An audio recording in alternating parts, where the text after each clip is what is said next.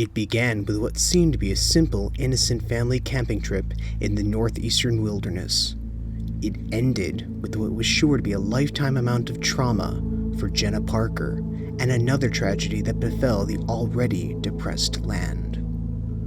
Hailing from New Jersey, Bruce Parker and his wife Mindy and their 2 children, 8-year-old Jenna and 6-year-old Calvin, decided to take a 2-week-long camping trip in the northeast United States in the summer of 2010 in a rented RV. It was supposed to be a simple trip up the eastern seacoast, stopping at various points along the way and concluding in Acadia National Park in Maine. They never did arrive. About a week into their trip, and just arriving in New England, the family decided to stop at the former site of Camp Magnolia. Bruce, being a true crime enthusiast, and Mindy, having attended the camp as a child, couldn't resist the chance to experience the history.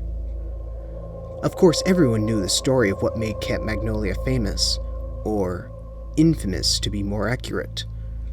Once a popular and bustling children's summer camp, Camp Magnolia was permanently shut down after a counselor named Griffin Kalin brutally murdered 5 campers in what was said to be a satanic ritual.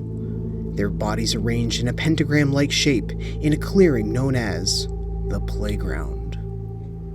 But the real legend that haunted Camp Magnolia was that of Thomasin Miller, also known as the Witch of Sayville.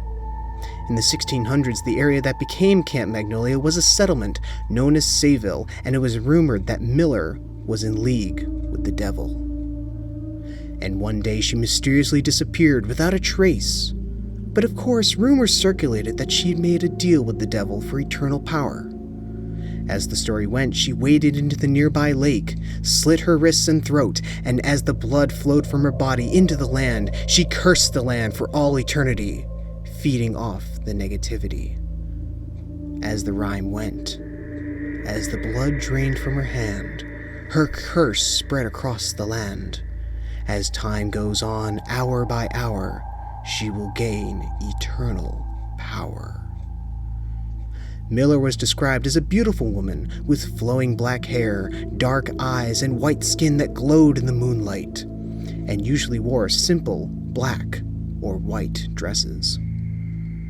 The site of Camp Magnolia had become a tourist attraction over the years for paranormal and true crime enthusiasts, and numerous people had claimed they'd seen a figure that matched Miller's description, including Griffin Kalin, who claimed he was possessed and forced to kill the campers to surrender their souls. Of course, the bloody history only fascinated Bruce and Mindy Parker further due to their personal connections, and they were eager to share their experiences with their kids.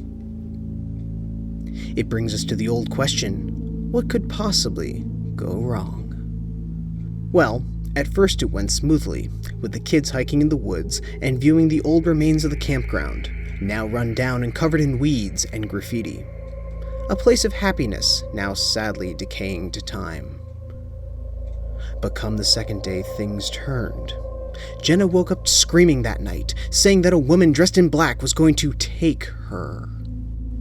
After her parents calmed her down, Calvin woke and began speaking in a strange voice, one that was clearly not a child's, or even human, for that matter.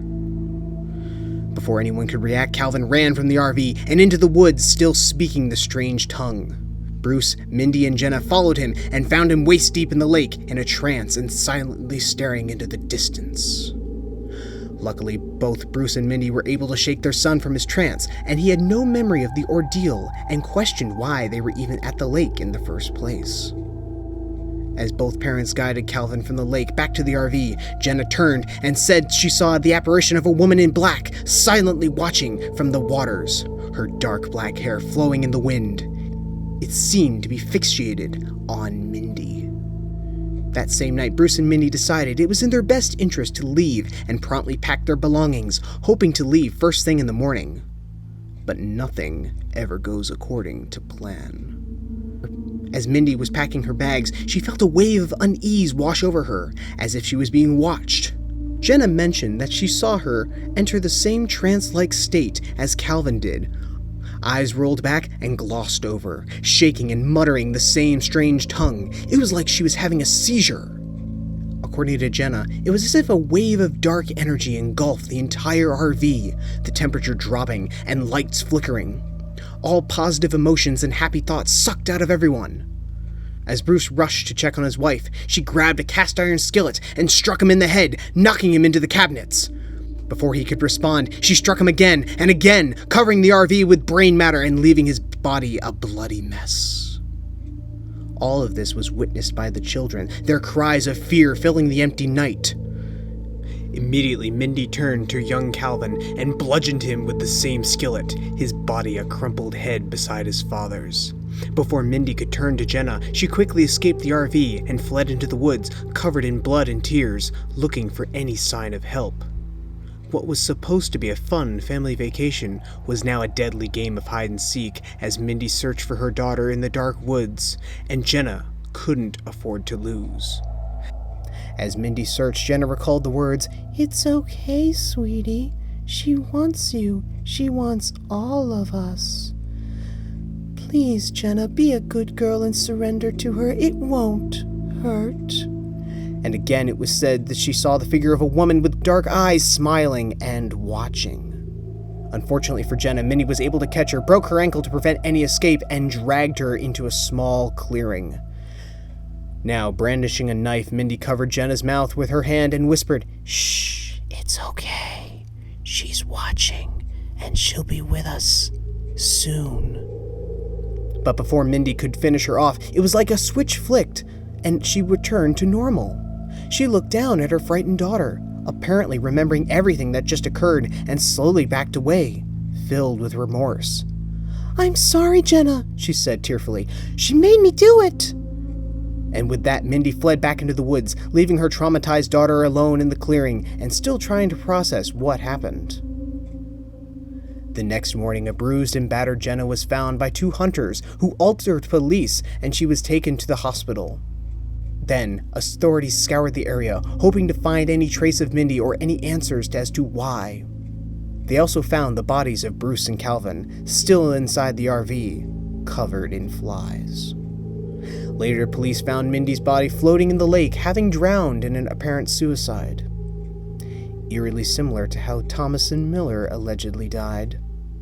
And any further answers now lost to death. But then came the theories.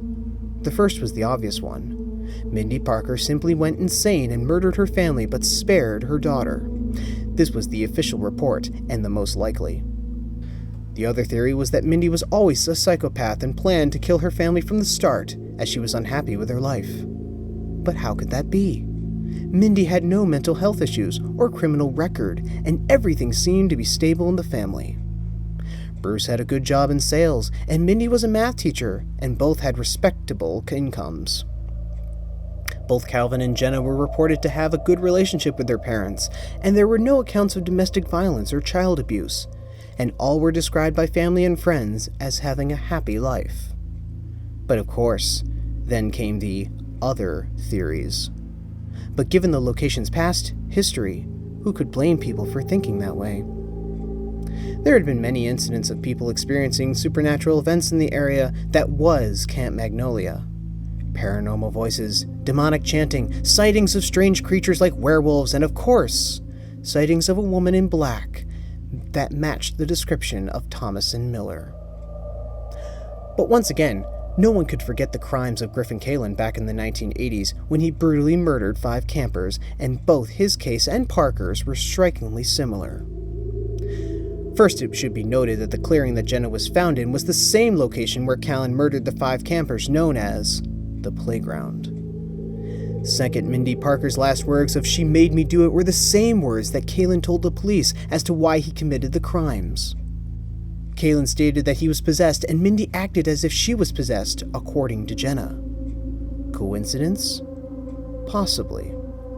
Could Thomas and Miller have possessed Mindy Parker to continue Kalin's work in her quest for eternal power?